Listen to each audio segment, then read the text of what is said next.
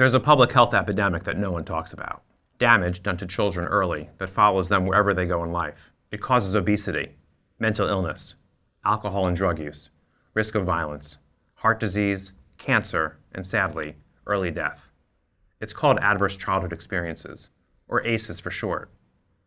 ACEs is a crisis of epidemic proportions that has been thoroughly studied over the last 20 years across the United States through 70 scientific research articles. ACEs impairs social, emotional, and cognitive development among children. The 10 ACEs are unfortunately all too common. In the original ACE study in 1995, conducted by the Centers for Disease Control and Prevention and the Kaiser Permanente Foundation, found that of the 17,000 adult participants, 2/3 of adults surveyed had one or more ACE, and 1/4 of adults reported having 3 or more ACEs. So how about you? Do you have an ACE? Or 2? Or 5? Answer these 10 questions, and for each one that you answer yes, give yourself a point. Before the age of 18, did you experience emotional abuse? Experience physical abuse? Experience sexual abuse? Experience emotional neglect? Experience physical neglect? Did you witness your parent being treated violently? Did you lose a parent due to separation or divorce? Did you live with someone who abused drugs or alcohol? Did you live with someone who was mentally ill? Did you have a member of your household who was in prison? Add those up, and that's your ACE score. But don't worry, ACEs are common. Remember that 2/3 of all adults had at least one ACE. We can look at ACE scores like a cholesterol score. The more you have, the greater risk you have for developing poor life outcomes. But it's not a prescription for them. More so, it's a call to take action. You see, ACEs occur in groups. Some ACEs occur more frequently than others, and some ACEs lead to greater risk of additional ACEs. Childhood sexual or childhood physical abuse puts someone at greater risk of having 2 or more ACEs.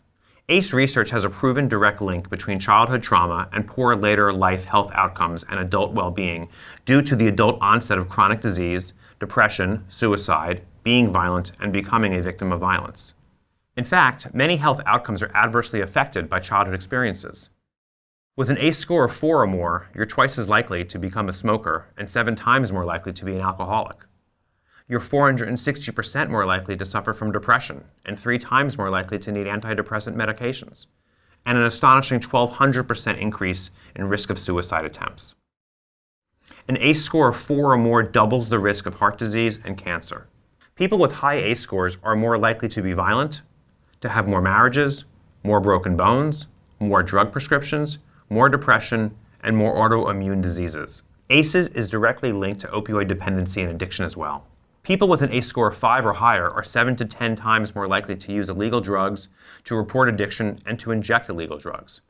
Opioid-dependent individuals report higher rates of ACEs and are associated with an earlier age of their first use, and they are at greater risk of injection drug use and overdose. Women are greatly impacted as well. They are 5 times more likely to be a survivor of domestic violence and 9 times more likely to have been a victim of rape. Juvenile victims of human trafficking have been found to have a higher rate of ACE and a larger number of ACEs, with sexual abuse leading to girls being 2.5 times more likely to be trafficked, while boys are 8.2 times more likely to be trafficked. While these are some huge and terrible numbers, what do these dramatic increases really look like in a child? For example, a child has an ACE after being physically or sexually abused in their home. Because of that, they have impaired emotional and social functioning because they've been raised to believe that the very same people who love them and care for them also are violent towards them. They begin to equate love and violence as one and the same. As they grow older, they may start to use self-coping mechanisms, such as drinking, to ease the pain of what happened to them. And as we've learned, this may put them at greater risk for liver disease, and then once that child has 6 or more ACEs, they are at greater risk for early death. Kids with ACEs are also more likely to get sick from run-down immune systems. They're more likely to miss school, to act out, and disassociate. These are the kids we have been misdiagnosing as having ADHD or ODD, when in reality, they have been victims of multiple abuses and dysfunctional homes. The costs to society are great as well. This costs the American economy $1.5 billion each year in expenses to child welfare, hospitalization, mental health, law enforcement, and lost worker productivity. Imagine those cost savings. So how does all this happen?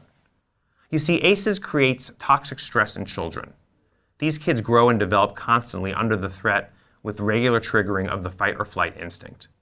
This constant stress damages developing brains and the bodies of children, overloading stress hormones, causing brain synapses to misfire and shrink, and creating post-traumatic stress disorders that unfortunately never has a post.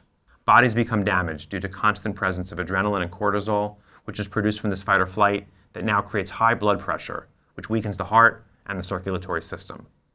Glucose continues to be excessively produced to provide enough energy to quickly act, which becomes type 2 diabetes. Ultimately, adrenal glands give out, and the body loses its ability to fight back. Finally, this results in toxic stress, which alters our DNA that's passed on to our own children and leads to our own early death. But you can help. Start talking. Become an advocate in your community and start talking about ACEs. The only way to combat ACEs are to educate and to inform people about what ACEs are and what they look like. Build trauma-informed responses and begin to recognize the impact of these adverse childhood experiences. Begin to shift our response from what's wrong with you to tell me what's happened to you. Across the nation, pediatricians and public health clinics are screening patients for ACEs. Schools and Head Start programs are integrating trauma-informed practices. How can we stop seeing behaviors and start listening to them? Listening to what kids are trying to tell us through their actions. Studies show that to build resilience to ACEs, kids need one supportive caregiver. That person can be you.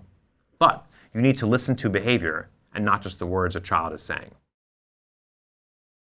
Take action. Advocates and lawmakers are bringing forward trauma-informed and ACE-related bills and legislation.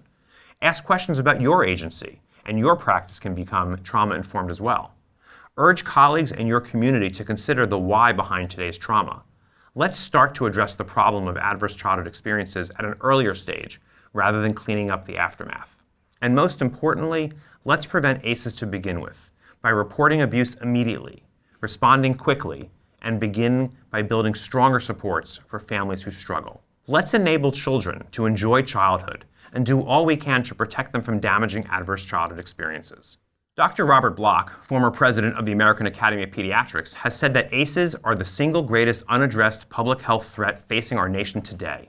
We've been aware of this public health epidemic for over 20 years now. Now is the time to take action. Because if not now, when? And if not you, then who? I'm Adam Rosenberg, Executive Director of Baltimore Child Abuse Center. Thank you.